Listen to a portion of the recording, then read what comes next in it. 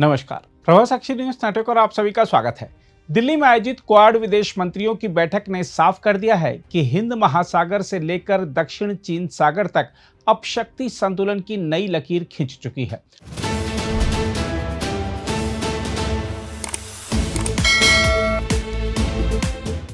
Bharat, America, Japan और Australia ने जिस आक्रामक रणनीतिक एकजुटता का प्रदर्शन किया है, वह चीन की विस्तारवादी चालों और वैश्विक आपूर्ति श्रृंखलाओं पर उसके शिकंजे के खिलाफ खुला मोर्चा है। नई दिल्ली में हुई इस बैठक ने यह संदेश दे दिया कि हिंद प्रशांत क्षेत्र को अब दबाव, धमकी और आर्थिक ब्लैकमेल से नियंत्रित नहीं किया जा सकेगा। क्वाड की सबसे विस्फोटक घोषणा रही महत्वपूर्ण खनिज पहल ढांचा। भारत, अमेरिका, जापान और ऑस्ट्रेलिया ने मिलकर लगभग 20 अरब डॉलर के निवेश समर्थन के साथ ऐसी आपूर्ति श्रृंखला खड़ी करने का फैसला किया है जो किसी एक देश, विशेषकर चीन पर निर्भर न रहे। दुर्लभ खनिज आज एआई, सेमीकंडक्टर, रक्षा उत्पादन, विद्युत वाहन और आधुनिक हथियार प्रणाली की रीढ़ बन चुके हैं। चीन इन खनिजों की वैश्विक आपूर्ति पर वर्षों से दबदबा बनाए हुए है। ऐसे में क्वाड का यह कदम सीधे तौर पर बीजिंग की आर्थिक और रणनीतिक ताकत को चुनौती देता है। बैठक में यह भी स्पष्ट किया गया कि खनन, प्रसंस्करण और पुनर्चक्रण तक पूरी श्रृंखला को सुरक्षित और विविध बनाया जाएगा। केवल निवेश ही नहीं, बल्कि निर्यात, ऋण एजेंसियों, विकास वित्त संस्थानों, बीमा, अनुदान और निजी पूंजी को भी इस रणनीति में शामिल किया जाएगा। इसका अर्थ यह है कि अब क्वाड केवल सुरक्षा मंच नहीं, बल्कि वैश्विक आर्थिक शक्ति समूह के रूप में उभर रहा है। समुद्री सुरक्षा के मोर्चे पर भी क्वाड ने बड़ा दांव चला है। पहली बार हिंद प्रशांत समुद्री निगरानी सहयोग पहल शुरू की गई है, जिसके तहत चारों देश वास्तविक समय की सूचनाएं साझा करेंगे और समुद्री गतिविधियों पर संयुक्त निगरानी रखेंगे। इसका प्रारंभिक केंद्र हिंद महासागर क्षेत्र होगा। यह सीधे तौर पर चीन की समुद्री घुसपैठ, संदिग्ध जहाज गतिविधियों और दबाव की राजनीति को रोकने की तैयारी है।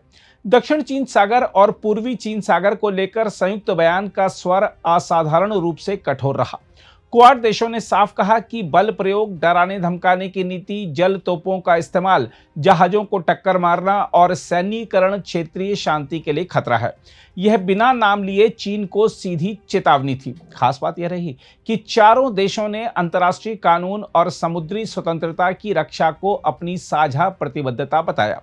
ऊर्जा सुरक्षा को लेकर भी क्वाड ने बड़ा रणनीतिक मोर्चा खोला है। तेल, गैस, उर्वरक और ऊर्जा बाजार में वैश्विक अस्थिरता के बीच चारों देशों ने हिंद प्रशांत ऊर्जा सुरक्षा पहल की घोषणा की।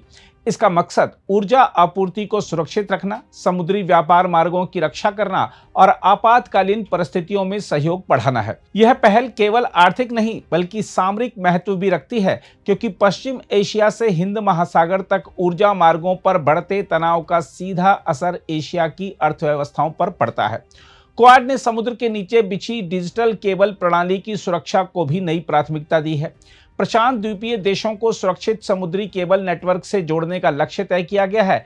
यह चीन की डिजिटल घेराबंदी और तकनीकी प्रभाव को संतुलित करने की कोशिश मानी जा रही है।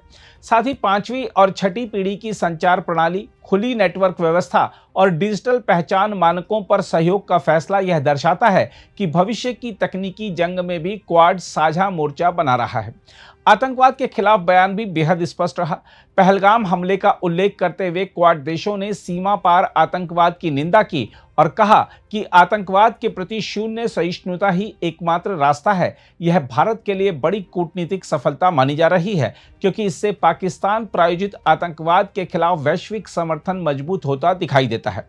भारत के विदेश मंत्री एस जयशंकर ने बैठक के बाद साफ कहा कि हिंद प्रशांत आने वाले समय में वैश्विक व्यापार, ऊर्जा और समुद्री वाणिज्य का केंद्र बनने जा रहा है। इसलिए क्वाड की जिम्मेदारियां भी तेजी से बढ़ेंगी। उनका संदेश साफ था कि अब यह मंच केवल विचार विमर्श तक सीमित नहीं रहेगा, बल्कि जमीन पर असर दिखाने वाली ताकत बनेगा। देखा जाए तो नई दिल्ली की इस बैठक ने यह स्थापित कर दिया है कि दुनिया अब दो स्पष्ट ध्रुवों की ओर बढ़ रही है।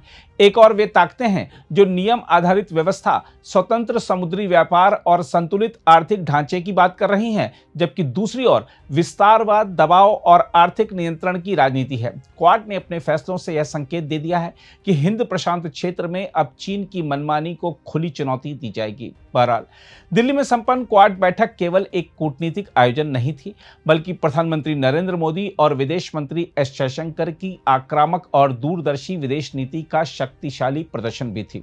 जिस तरह भारत ने अमेरिका, जापान और ऑस्ट्रेलिया को एक साझा रणनीतिक मंच पर मजबूती से संगठित किया, उसने यह साबित कर दिया कि नई दिल्ली अब वैश्विक शक्ति संतुलन की निर्णायक धुरी बन चुकी है। चीन की आर्थिक दबंगई, समुद्री विस्तारवाद और आपूर्ति श्रृंखलाओं पर उसके नियंत्रण को चुनौती देने के लिए दिल्ली में जो रणनीति तैयार हुई, वह आने वाले वर्षों में हिंद प्रशांत की दिशा तय करेगी। मोदी और जयशंकर की जोड़ी ने यह संदेश पूरी दुनिया को दे दिया है कि भारत वैश्विक समीकरण बदलने वाला नेतृत्व करता है। अगर आप भी लेना चाहते हैं देश दुनिया की तमाम जानकारी, तो आज ही सब्सक्राइब करें हमारे चैनल को। साथ ही नीचे दिए बेल आइकन को जरूर दबाएं ताकि हर अपडेट आप तक पहुंच सके।